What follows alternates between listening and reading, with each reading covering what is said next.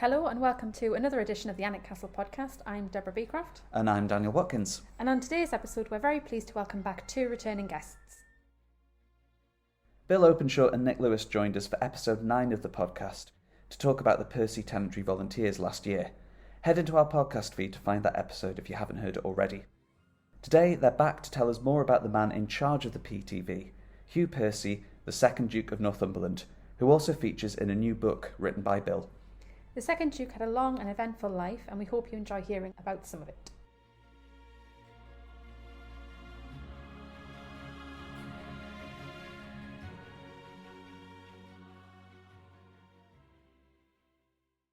We are very pleased to be joined once again on the Alnwick Castle Podcast by Bill Openshaw and Nick Lewis, here to talk about the second Duke of Northumberland. How are you both?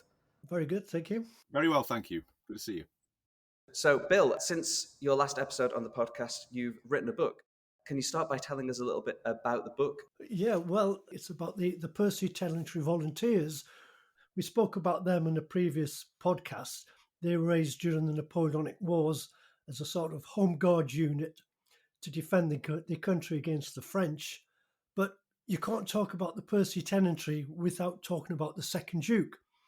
He had a military career, which was fascinating, and the way he thought, the way he trained the men, was all dependent upon his previous experiences.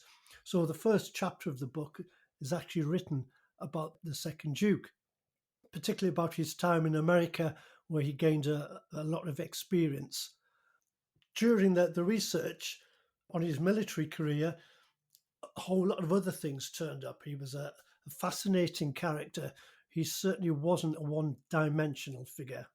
Before I started the research, I thought the second Duke, military man. But now I can see he's a lot more to him than that. Nick, can you fill us in on the essential info about the second Duke of Northumberland? Well, you can't have a second Duke without a first Duke. So he's the son of Hugh Percy, or Hugh Smithson, who acceded to the dukedom before him. There was a gap, of course, after the 11th Earl passed away in the 17th century, right up until the second Duke's mother took over, or Lady Elizabeth Seymour, who became Elizabeth Percy, and then indeed the first Duchess in the middle of the 18th century. They were incredibly important in establishing the Percys back in Alnwick particularly, but in Northumberland as well. And the second Duke, as Earl Percy, as the eldest son, was always going to be the successor to his father. So he was born in 1742. I've always found it interesting that his lifespan mimics that almost exactly of George III. I've always found George III a really compelling character, particularly as a king, and how he's sort of misunderstood as the mad king and everything. And the second Duke has a very similar experience to him in terms of what goes on with Britain through that incredibly interesting period through the second half of the 18th and into the early 19th centuries.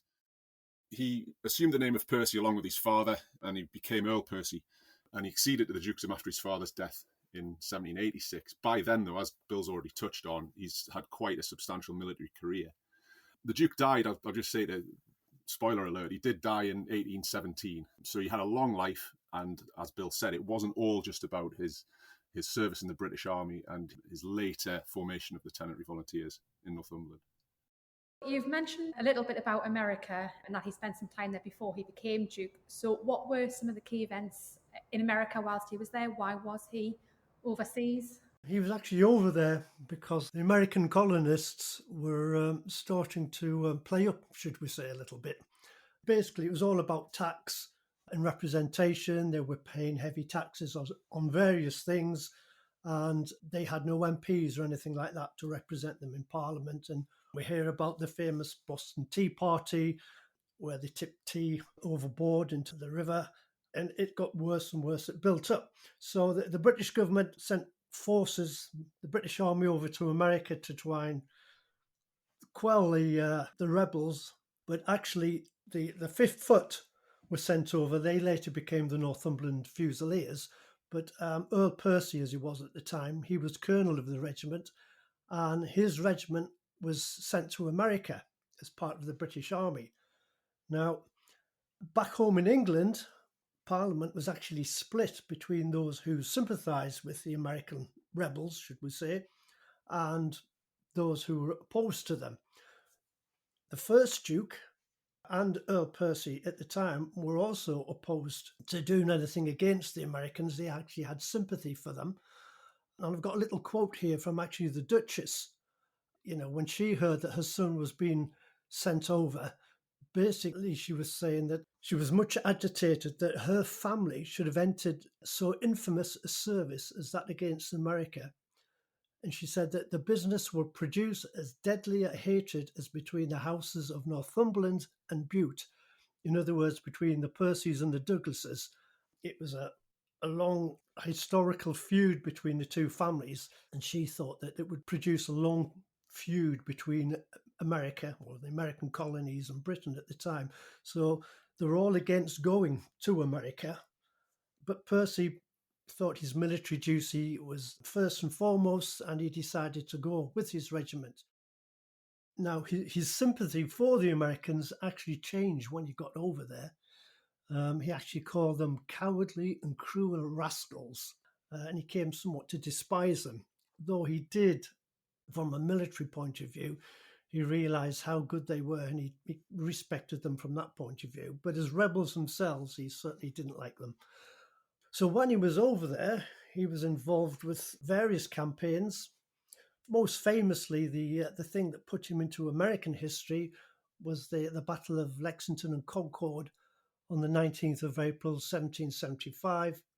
This was the first battle of the American Revolution. Basically, some British troops had been sent to Lexington and Concord to look for arms and ammunition that the Americans had been concentrating in various places. A British contingent had got themselves into a bit of bother, found themselves surrounded by American militiamen. They sent for reinforcements. The reinforcements were led by Earl Percy. So he led a force to save the British, and he had to fight a withdrawal from Lexington all the way back to Boston. He did it very successfully. By all accounts, at one point during the retreat, the British could have been completely surrounded, cut off and destroyed. But because of his knowledge of the local country, he took them all by surprise and took a little known road back to Charleston, and they escaped over the river. But during the retreat, they suffered a lot of casualties. All the officers had to walk on foot. They had to get down from the horses because they were being shot at from both sides. They were using their horses as cover. Hugh Percy didn't. He sat on his horse for the whole of the retreat. He was lucky not to be killed or wounded because the Americans were actually picking him out. He did have a button shot off his jacket. His horse was wounded, but he didn't have any nasty thing happen to him. So he showed his bravery to his men by showing, look, he's still in command. He made an orderly retreat, and he was much respected by the Americans after that and by the British because he'd been very successful in this little fight, should we say. It wasn't a huge battle, but it was all kicked off the American War. After that, there was the famous Battle of Bunker Hill, just outside Boston, where again the 5th Foot, Northumberland Fusiliers, were heavily involved and suffered huge casualties. Percy was not involved with the part of the battle at Bunker Hill, but he was involved during the day. He was using a diversion attack on another side of Boston, trying to keep some of the Americans quiet. But fortunately, perhaps he wasn't at Bunker Hill. He very well likely would have been killed or wounded. They lost a lot of officers that day. Incidentally, another famous Northumbrian, Cuthbert Collingwood, who later became Nelson's second in command, Lord Collingwood, at the Battle of Trafalgar, he was actually at Bunker Hill, and he gained his first promotion. And there was a party of Royal Navy men involved with the battle, and Collingwood was one of them. So that's just a little side note, as it were. Hugh Percy was later involved with a few other campaigns, a few other battles. The Battle of Brooklyn, or the Battle of Long Island, as it's sometimes known. It was thought that during this battle, which is a decisive British victory, it was thought he met Joseph Brant, the famous Mohawk, which we may talk about a little bit later. And they became very friendly, and it was a lifetime friendship that they set up. little bit later on, he was involved with the Battle of Fort Washington, which was a fort, well, which is covered now by New York, but it was just north of New York at the time. Interestingly, which is in the book, he was very close to capturing George Washington himself, which I'll not go too much into detail here. Get the book. He was also involved with the capture of a place called Powler's Hook, which was on the other side of the Hudson River from New York. Not that there was really any fighting there. It was a small fort that was interrupting British shipping going up the Hudson, and Percy was sent to capture it. But after a few firing of the guns from the ships, the Americans ran off, and he captured a few guns at the fort. Later on, he was commander of Rhode Island for a little while, where he gained a great reputation by the loyalists and the rebels throughout from the civilian population. And for many years, I believe he was his painting hung up in the town hall somewhere. But it was this time he actually fell out with his commander, William Howe, and he decided to return home. Even though the king asked him to remain, he decided to return home. There were several reasons, but he'd fallen out because of a couple of arguments. Howe had blamed him for something that was not his responsibility, but the final straw was actually about straw. Howe had asked Percy to send him so many thousand tons of hay for the British Army. Percy said, well, we can't do that because Rhode Island doesn't actually grow that much. But Howe decided to take the word of a junior officer. There was a big falling out, and Percy decided to go home. Later it was proved that Percy was correct in his maths, as it were, and you couldn't have sent that amount of hay anyway. But he returned home in 1777, and that was the end of the war for Percy. If he'd stayed, perhaps he would have made more of the campaign, because Howe himself was actually superseded a little bit later on, and maybe Percy would have been a lot more of a famous general than he actually was. It was a loss to the British Army. They very much lamented his return. It was something that would happen later on in his career. I think it was one of the failings of the Duke. He was, I think, oversensitive, and if he felt that his honour had been slighted in any way, he'd sulk, I think. So he returned home in 1777, and that was the end of his time in America. Bill touched on it, but his service in America is going to be seminal in his formation of the Tenantry Volunteers at the very, very end of the 18th century, when the first sort of threat from revolutionary France becomes quite real, actually. And, we know from the Duke's writings that while he was over there, he did get that grudging respect that Bill mentioned for the colonists, that although irregular and although they fought in a way that wasn't familiar to Europeans particularly, that it was still very effective. And it's absolutely no coincidence that the Tenantry Volunteer Riflemen particularly were trained in the same sorts of methods that what would become the Continental Army employed so successfully earlier on in the war particularly. That does prove seminal. His experiences in America really do impact on his later life and his later career.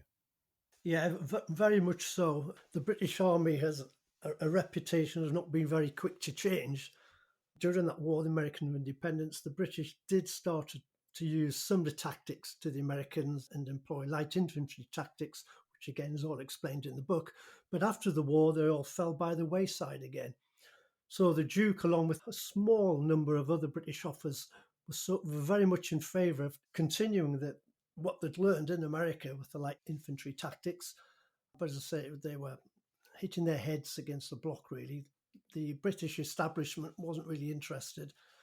But the Duke, as Nick said, he employed his riflemen in a similar way to what had been done by the Rangers, the irregular troops and light infantry in America. And just a few years later, the British establishment, if you like, cottoned onto this, and they decided it was a good idea after all, and they started producing light infantry regiments and the famous rifles, the 95th, that we see in the likes of the TV programme and book about Sharp. It's not a particularly unusual trait of the British Army, but Britain as a nation through the last sort of 200 or 300 years, that it often takes us a while to get going when there's a major conflict. And that's true of the 20th century, it's true of the 19th century, and indeed it's true of the 18th century. You can go right back. And this is just another example. It's quite a notable one, but it's often the case that we take a long time to get going when we're fighting. One of the things we like to say here at the castle is that the second Duke's experience in America informed him when he was in charge of the Percy Tenantry volunteers back in Northumberland. But that is fair to say, based on what you've been talking about. Oh, completely, yeah. I mean, I think when he actually joined the army back in 1759, his first regiment was actually the 85th, as we're known at the time. They were actually the first light infantry regiment in the British Army, but they didn't last very long. So he would have been trained in light infantry tactics back then for a short period. So that set the basis, and then he learned a huge amount when he was in America, certainly the practical side of fighting in that manner. Yeah, and these Percy Tenantry were totally based on a lot of what he'd learned in America and on his theories of warfare from other people as well. He's a student of military theory, though, isn't he, Bill? He writes his infantry manual, or his drill manual, doesn't he? Can you remind me when that is? When does he write his manual? That was 1798, yeah. Yeah. So that's the sign of a real soldier, not only sort of in terms of formal drill books and things, but I always found looking at his sketches and his drawings, his plans, his maps that he did when he was in America to be fascinating. He's got the eye of a soldier as well, somebody who understands topography and how land works when you're fighting. Very simple things like taking the high ground and things, but he sees all that and he comes across in these sources that he's left to us. Going back to your question, it all contributes to the abilities he has. I suppose it's like an old-fashioned feudal lord sort of forming his tenantry up, forming his peasants up to go away and fight for the king, and go away and fight for Henry V in France or something. It's that sort of thing, and all of these experiences contribute to that. But if you scratch below the surface a bit, you see a real thoughtful, intelligent officer. You touched on a very important point there about his map making. Going back to Lexington, as I said, he avoided a complete disaster there by turning down a little-known road. Now, he made countless maps of the Boston area and other parts of the known United States at the time, or if he hadn't made them himself, he had them made. And I think in Alnwick Castle today, there's about 50 or so very early maps of North America, which are important to American history. In his early career, he spent a few years over in Europe and Germany. It was his first campaign during the 7-Year War. We have a small journal in the castle, and even in there, he's got little sketches of little maps that he'd drawn. So maps became very, very important. Not many British soldiers at the time would take a lot of notice of maps, but knowing an area could make a huge difference, as was shown at Lexington. And when he came home from America, he actually brought one of his map makers back with him, a man called Saltier, I believe, and he made maps of his estates in Northumberland and other parts of the country. So yeah, maps, huge importance to Percy. It's probably true that not a huge number of British officers over in America made lifelong friendships with Native American leaders, but Percy did this with Joseph Brant. Can you tell us a little bit about Brant and how this friendship came to be and what happened to it after Percy returned to England? Joseph Brant, Thayendanegea, if I pronounce it correct, he'd actually just been over to London to meet the king. He was asked to bow before King George III, and he famously said, "I bow before no man, but I will gladly shake your hand." But he was a success in the courts. I believe he even met the first Duchess. But anyway, on his return to America, he landed in New York just before the Battle of Long Island, and he took part in the battle, and we believe this is when he met Percy, and they had a lifelong partnership and friendship. Joseph Brant was the spokesman for the Six Nations, Mohawks in particular, who were allied to the British during the American War of Independence and later in the War of 1812. But after the American Revolution, actually, the Six Nations all moved up to Canada. And Brant was a spokesman for many, many years until his death. And actually, Hugh Percy would take up their cause in the British Parliament for many years.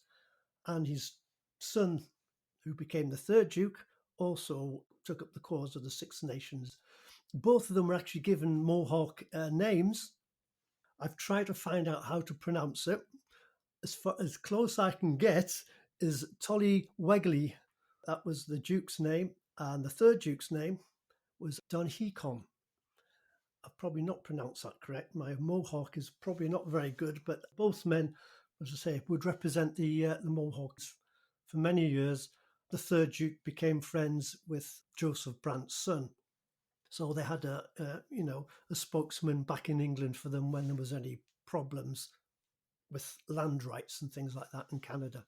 There is a rather lovely portrait of Joseph Brant painted by Gilbert Stuart. And if your visitors can't see it on display, it is online. You can see it, and it's a beautiful portrait by one of the leading, I think he's an American artist that came over to Britain. There's a copy of it in the print room at Sion House. So you can still see the portrait, just sadly not the original anymore. Somebody else famously the Duke met was a man called Bill Richmond. As the story goes, he was spotted by Percy brawling in some taverns, I think, in New York. The key point, I think, in their relationship is that Percy arranged Richmond to be freed. He was a slave. He was born into slavery anyway, and actually brought him back to the north of England, where I think I remember reading he was a cabinet maker. He trained as a cabinet maker in Yorkshire and got married. I think he ended up in the south of England somewhere. It was in London, and became a very famous boxer in the sort of Georgian era. And of course, thinking about boxing in the Georgian era, this isn't big red gloves and big baggy shorts. This is bare knuckles and blood, and there aren't really any rounds as such. It's just must have been quite a fearsome thing to watch. And Richmond sounds like an amazing character, and it's really fascinating that somebody like that appealed to Percy. And you get a bit of an insight into his character, particularly his relationships with people like Brant and Richmond.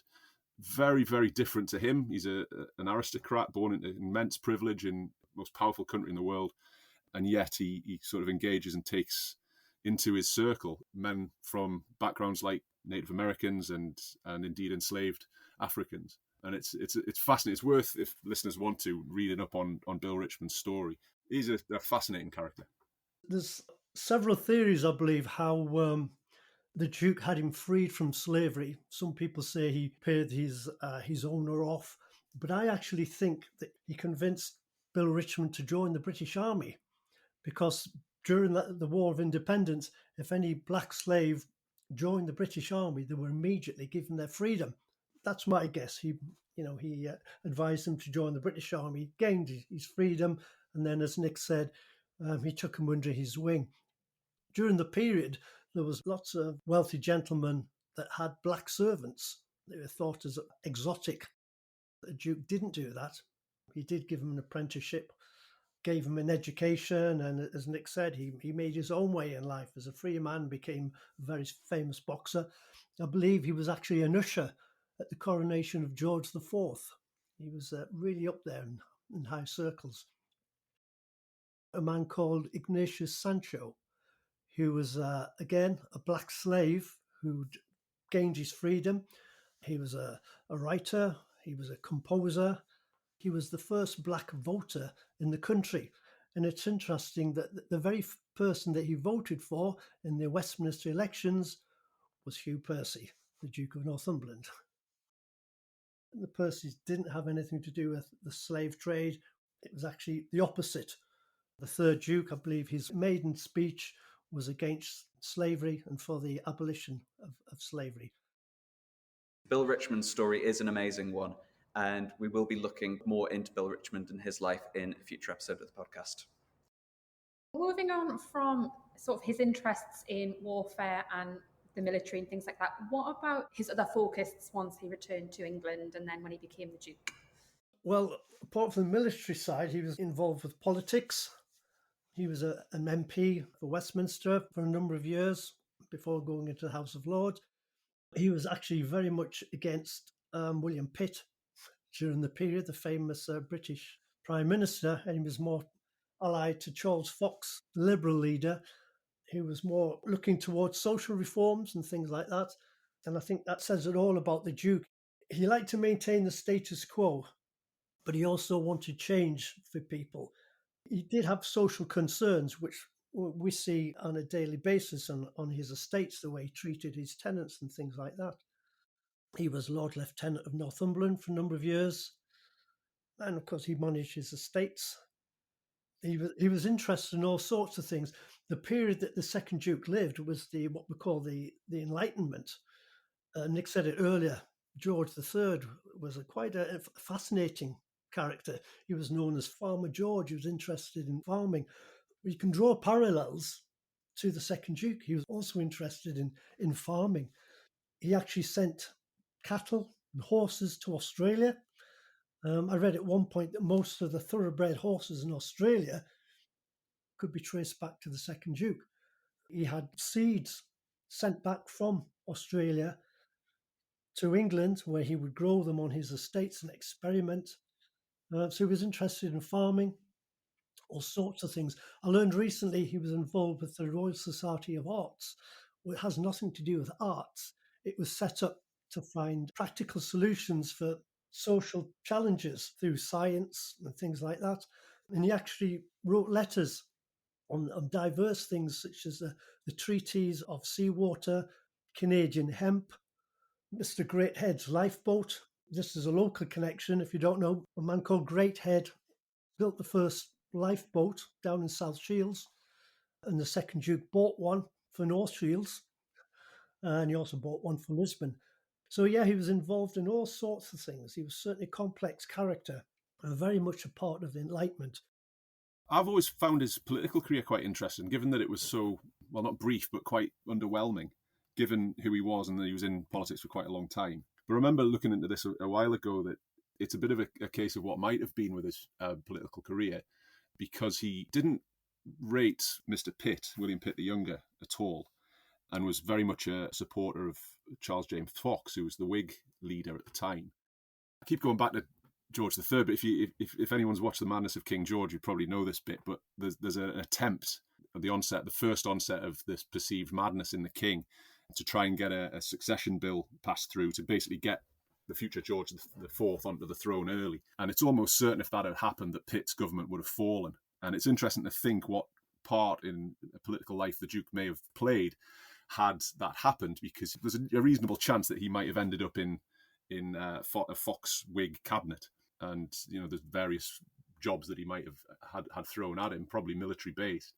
But it is interesting to think what may have happened with that, and indeed how that might have affected his later involvement in local defence in Northumberland with the Tenantry Volunteers. And yeah, it always did strike me that was the one of many pivotal moments in Percy's career that could have gone either way, and it might have impacted his later life quite markedly had that political career got off the ground a bit more.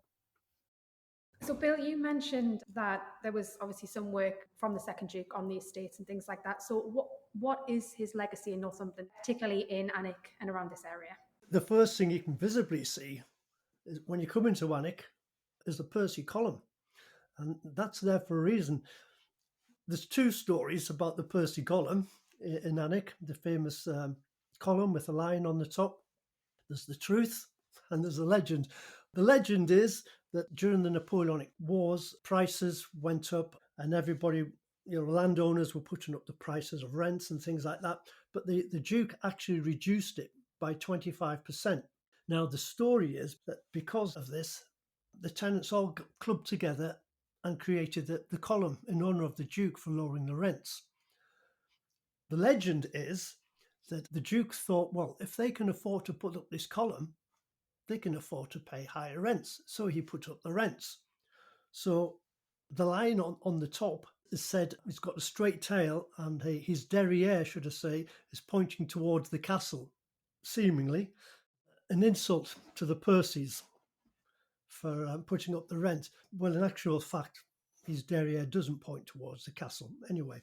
But the truth is that he didn't put the rents up at all, and they carried on at 25% discount for many, many years afterwards, including through the third Duke's time. So the legend has got no truth in it at all. And of course, you've got Home Park, which is open to the public now, a large private estate which has public access. The management of his estates, he had a man called David William Smith come in at the time and took over management of the estates. He was actually Lieutenant Colonel of the Percy Tenantry as well.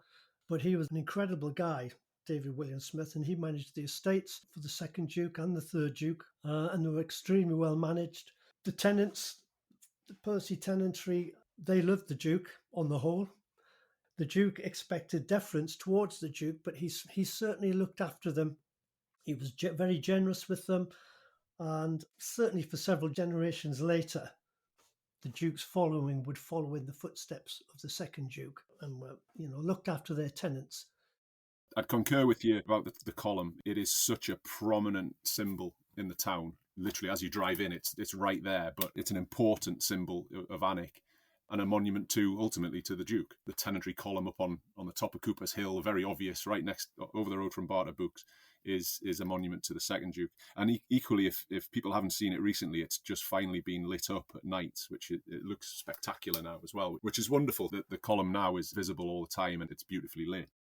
The other thing I wanted to touch on as well in terms of his legacy, and Bill's kind of mentioned it a couple of times, but is seeming benevolence and almost paternalism. Paternalism is something I came across quite a lot in my research into the period. And it does, again, go back to that kind of semi-feudal relationship between the landlord and his estate, that he does look after people. And it's maybe goes against the impressions of the period and of his contemporaries in the period.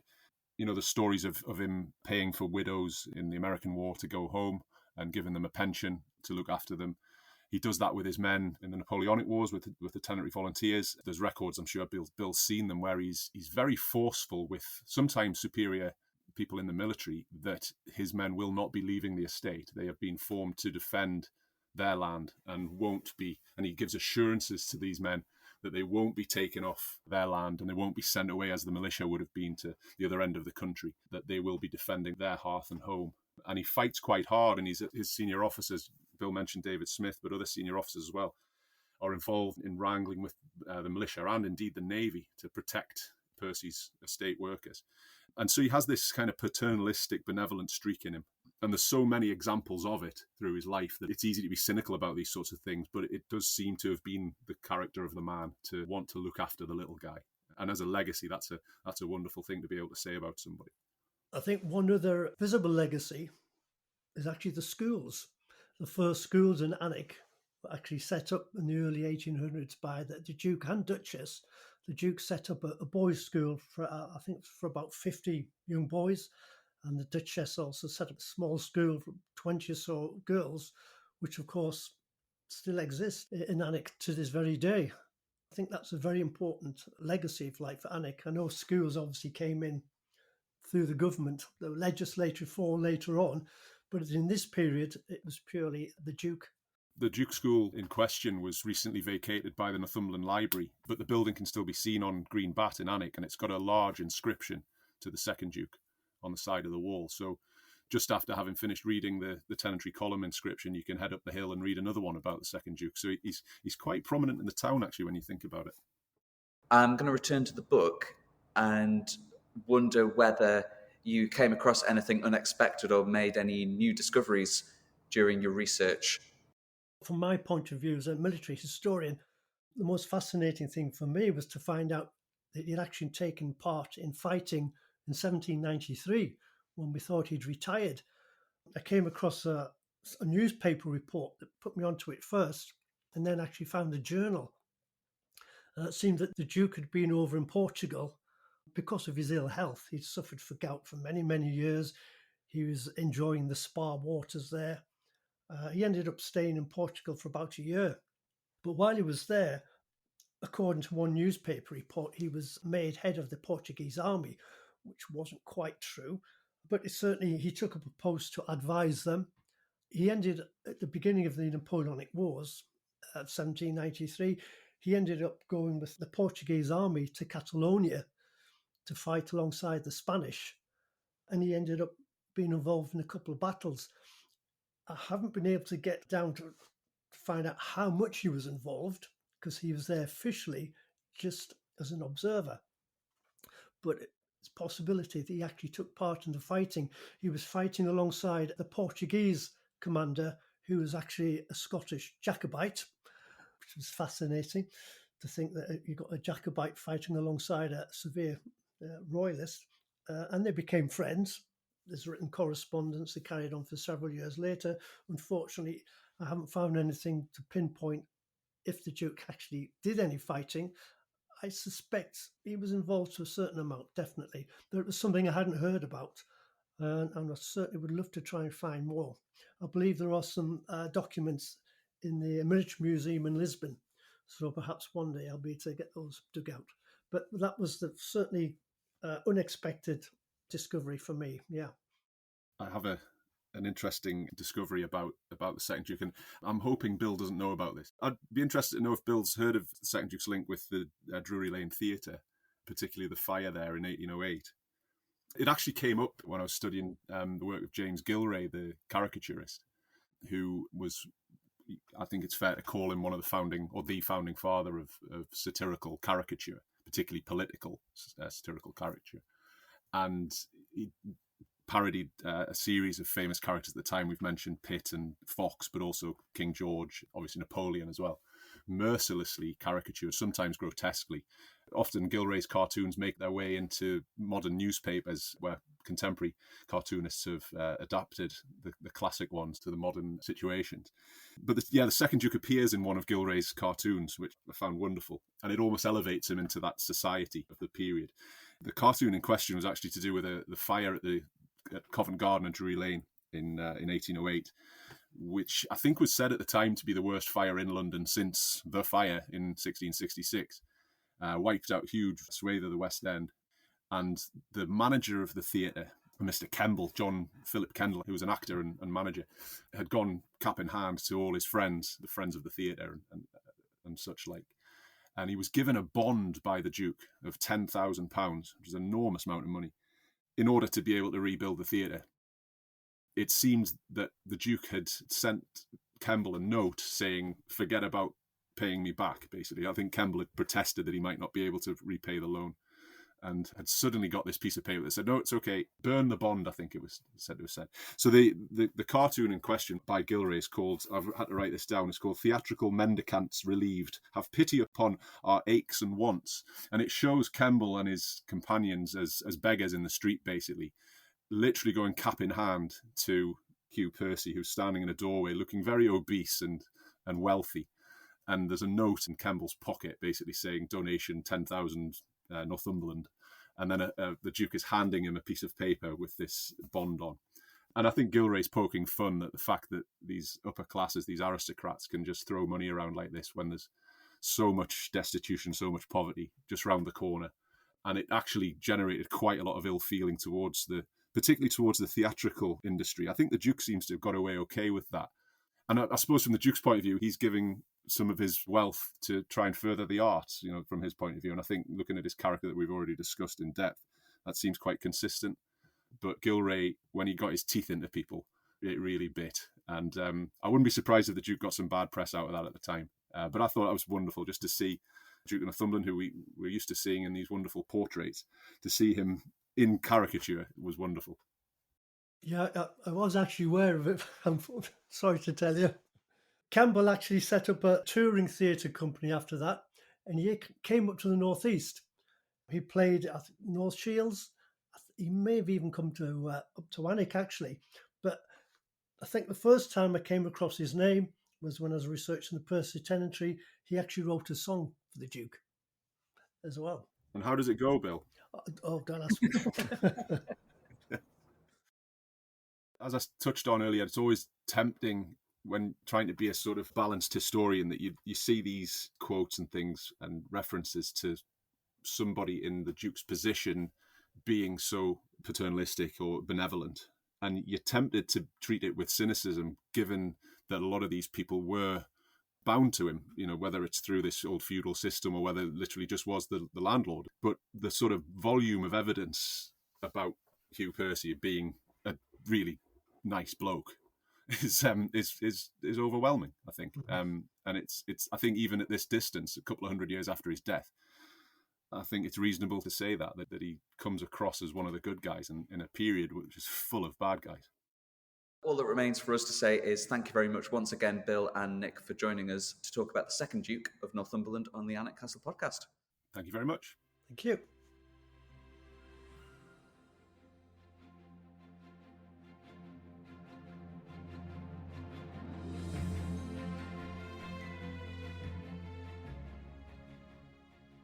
If you'd like to know more about the second Duke of Northumberland, look out for Bill's book out soon. And if you'd like to hear more from Bill and Nick, do go back to episode 9 of the podcast, The Percy Tenantry Volunteers.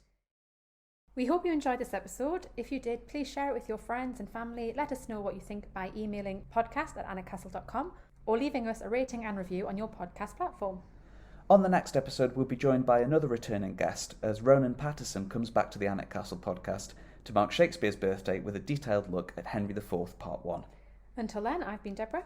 And I've been Daniel. Thank you very much for listening, and goodbye. Bye.